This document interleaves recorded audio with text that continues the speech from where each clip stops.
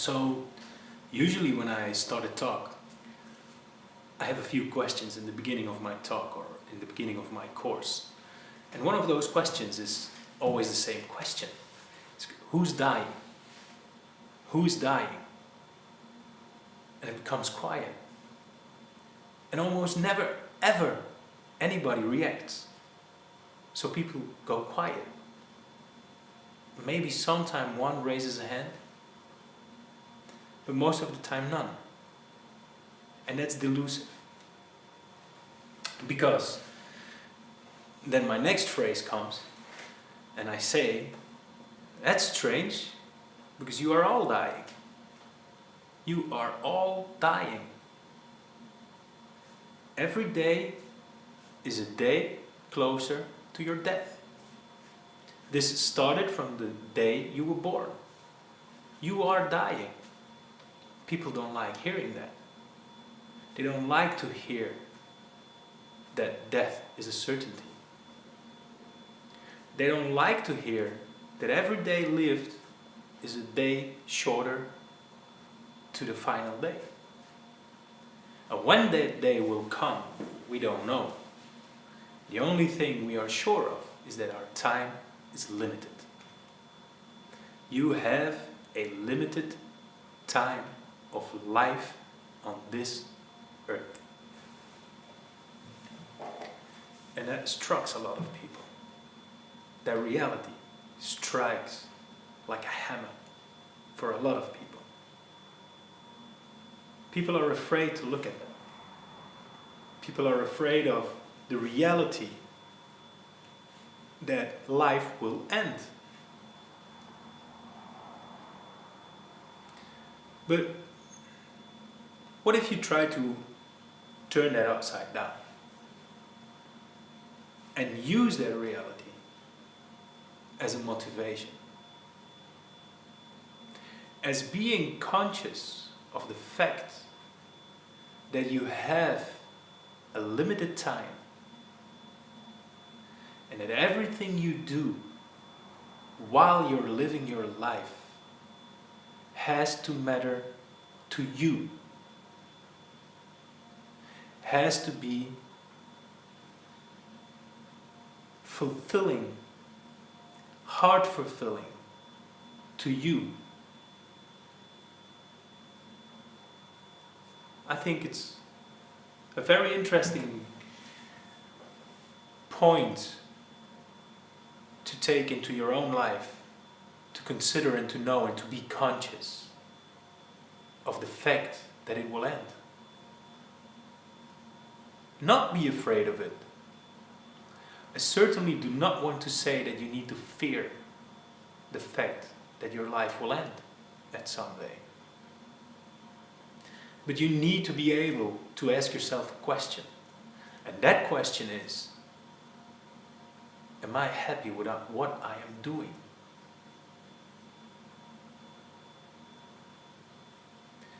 Do I know myself? Do I know myself well enough to know what I really want? Do I know myself well enough to distinguish which are goals that I want to reach and which is my purpose? And that leads us to the next question. It leads us to the next question I always ask in class, or when I do a talk, or when I do a course, give a course. And the next question is, what is the purpose of your life? And then most of the time people start coming up with things like, the purpose of my life is being successful. The purpose of my life is being the best athlete. The purpose of my life is being the best businessman this world has seen. The purpose of my life is being an astronaut.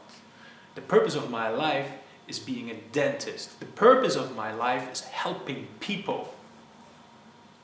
The purpose of my life is being happy.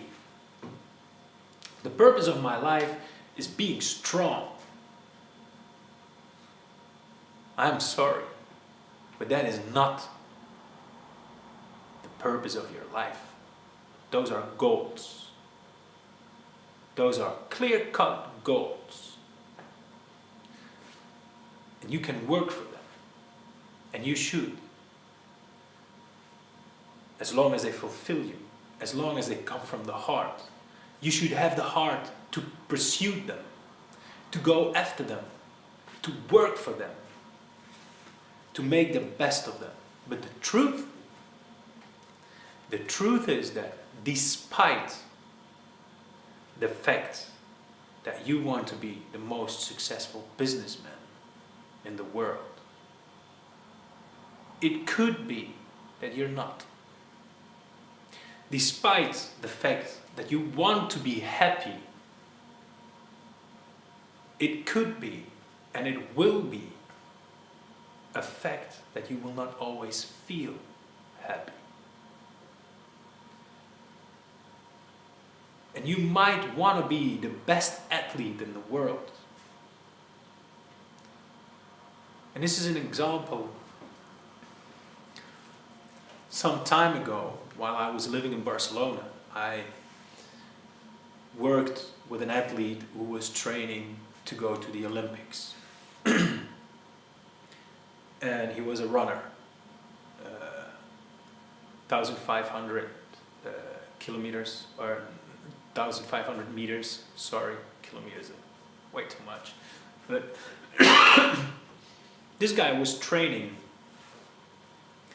a lot. And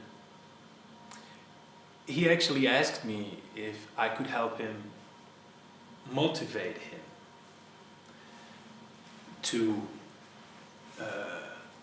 achieve his goal. And I said, like, I could try. I can try to motivate you, but I think the motivation that I'm going to give you, its inclination is going to be a little bit different than what you expect.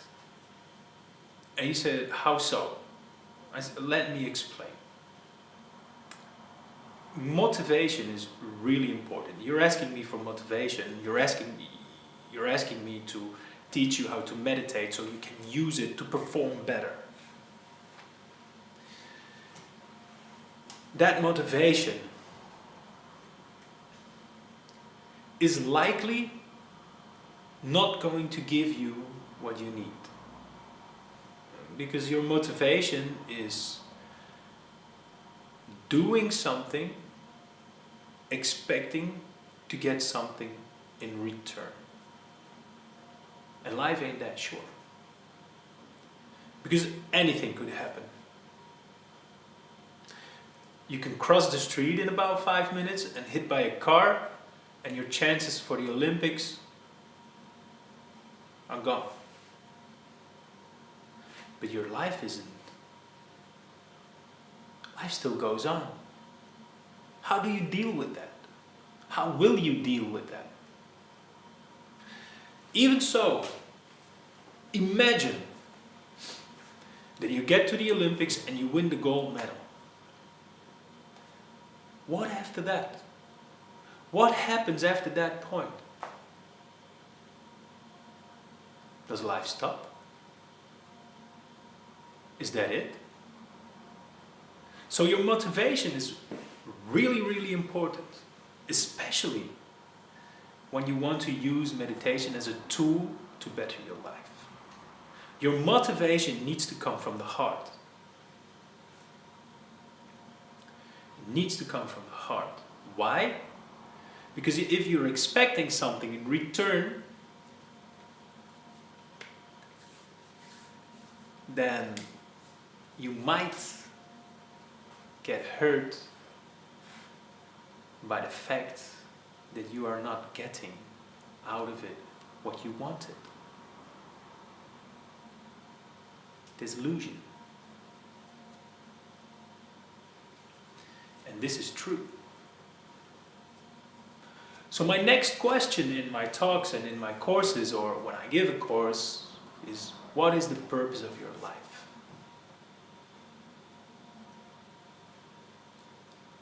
and people start thinking. So I've just told them about goals and reaching goals, and and then the simple answer comes. The purpose of your life is to live your life. That's it. That's the purpose of your life. Living your life. You hear it well. Your life. Living your life. And everybody always says like, oh yeah, of course. But why then do you keep confusing it with goals? Why then do you keep confusing it with all the things that you want to have? Why then do you keep confusing it with all these expectations of what life is supposed to be, should be, could be? Your life is your life. It's your life. And it's up to you to put the effort in it, to put the work in it, to understand it, to understand your life, to understand the goals you have inside of you and the wishes that you have inside of you and the heart and the passion that you have inside of you, to go forth and do the things that you really like to do.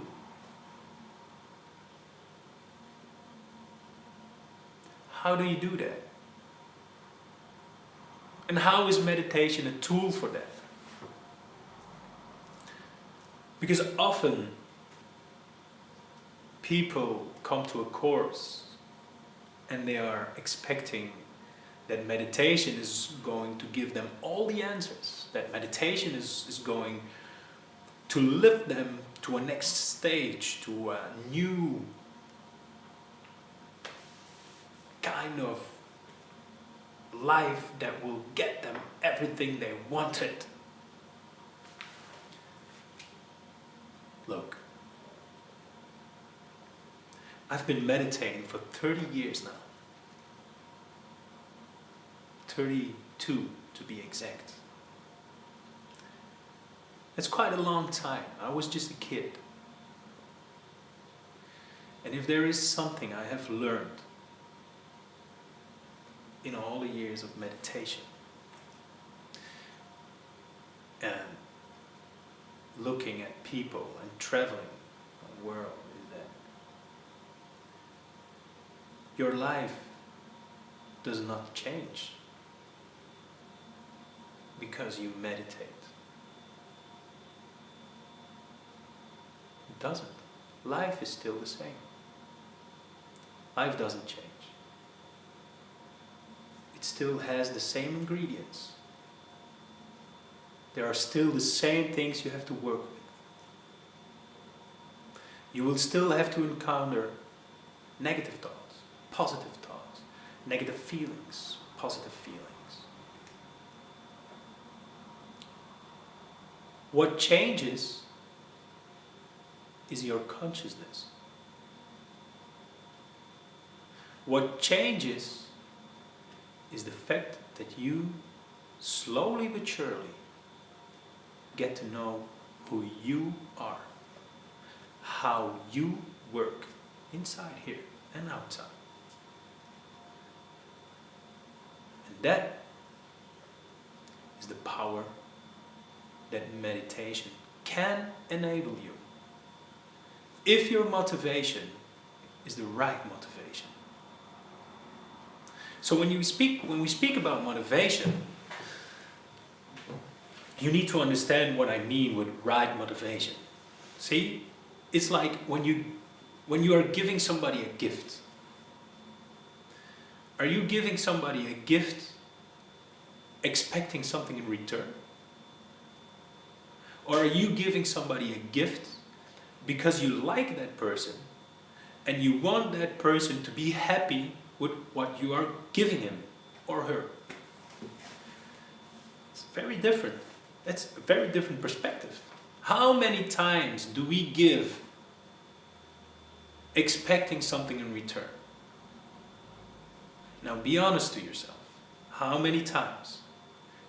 And this is also something I always say in my courses or in my talks.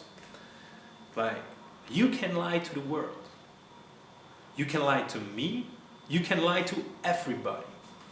But please, please, do not lie to yourself. So just be honest for a little second. How many times do you give expecting to get something in return? Same thing goes with meditation. If you put the effort into meditation and you spend your time, your precious time, getting into meditation, finding out about techniques, trying different techniques, but you are expecting to get something in return,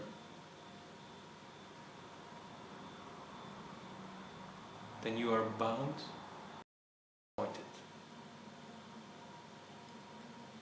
So your motivation needs to be pure, it needs to come from the heart.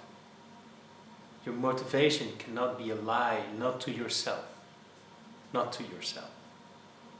You need to be honest with yourself. You need to be honest about